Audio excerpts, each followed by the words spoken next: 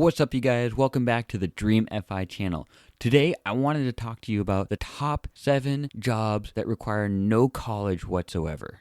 I wanted to do this video because I think there's a serious problem with our public school education that is not giving students the right opportunities to find the best route for them for financial success. I feel like students are pressured way too hard in trying to find out exactly what they want to do for the next 10, 20, 30 years of their life by knowing what degree they want to major in and finding a 4-year university to attend. The problem is that we're asking our students to commit to something at such a young age and they get themselves in an insurmountable amount of student loan debt. College is not the problem. The risk is that we're not teaching our kids what it means to borrow that much money. And worst of all, we're not teaching our kids anything about financial education. The worst part is a lot of our students are not ready to go to college, and yet we're asking them to borrow all of this money. According to a 2018 study done by the National Center for Education, 80% of students change their majors at least once. And many of those students that change their majors change them up to 6 times in their college career. Even with that being said, less than 70% of undergraduate students graduate with a degree, and 30% of first-year students drop out. If that wasn't scary enough, there are 44.7 billion borrowers of student loans that accumulate to $1.56 trillion.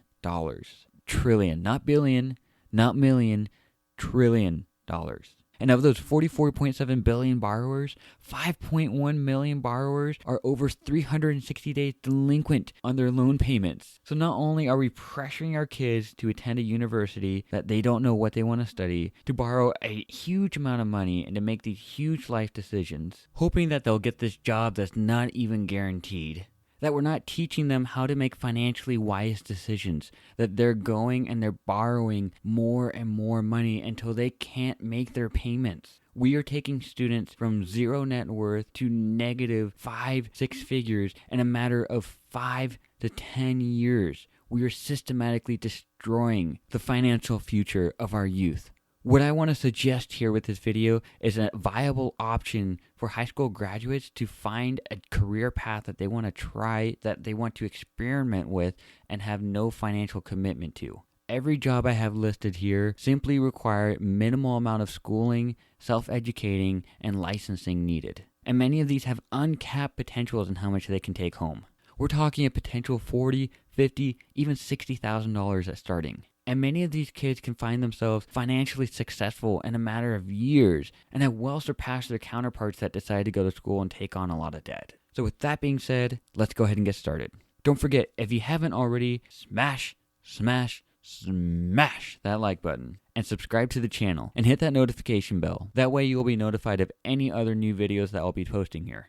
And the best thing you could be doing is sharing this video to other people. Let's try to get the word out there and try to teach other people about financial education and how important it is and try to help people live the dream.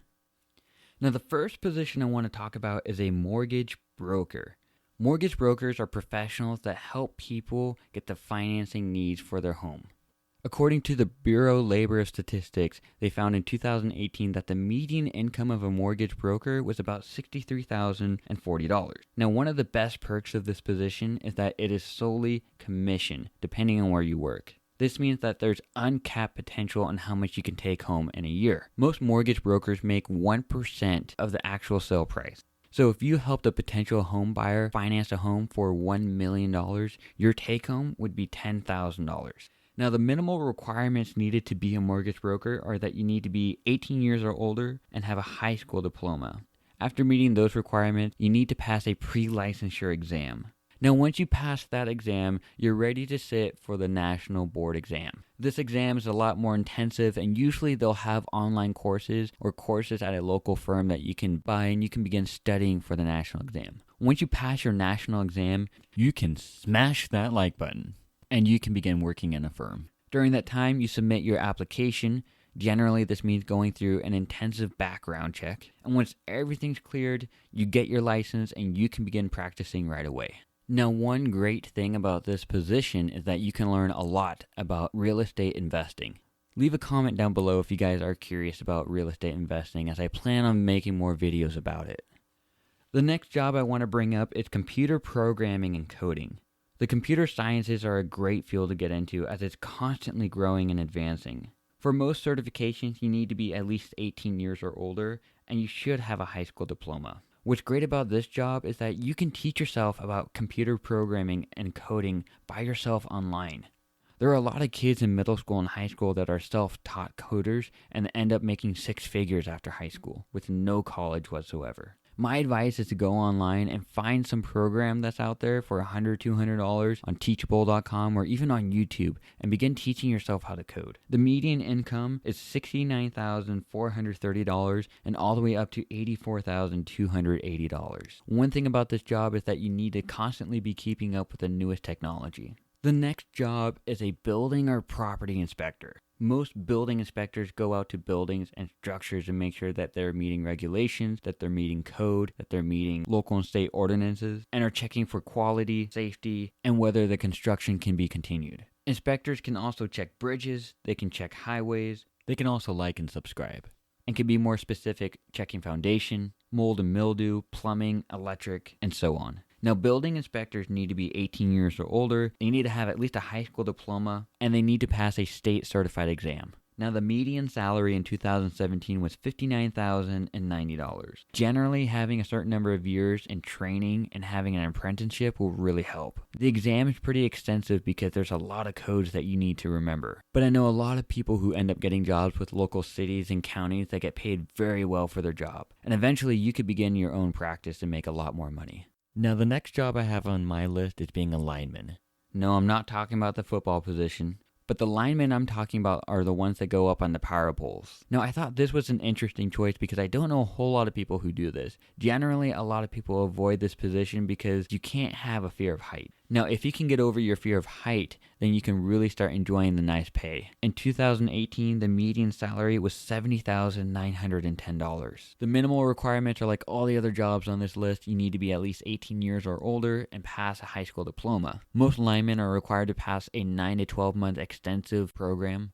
During this program, you'll go through a very rigorous physical and electrical training. But once completed, you could literally be a lineman at the age of 19, 20 years old, and you can make some pretty good money pretty quick. Now, this next position I kind of bunched together with a bunch of other positions, but really it's any skilled trade position. This includes being an electrician, doing drywall, being a carpenter, even a locksmith, or a garage door installer. A lot of these blue-collar positions are in really high demand, with a lot of contractors struggling to find employees to help with their projects. Not all contractors have a high school diploma though. Some of them only have their GED and some didn't even graduate.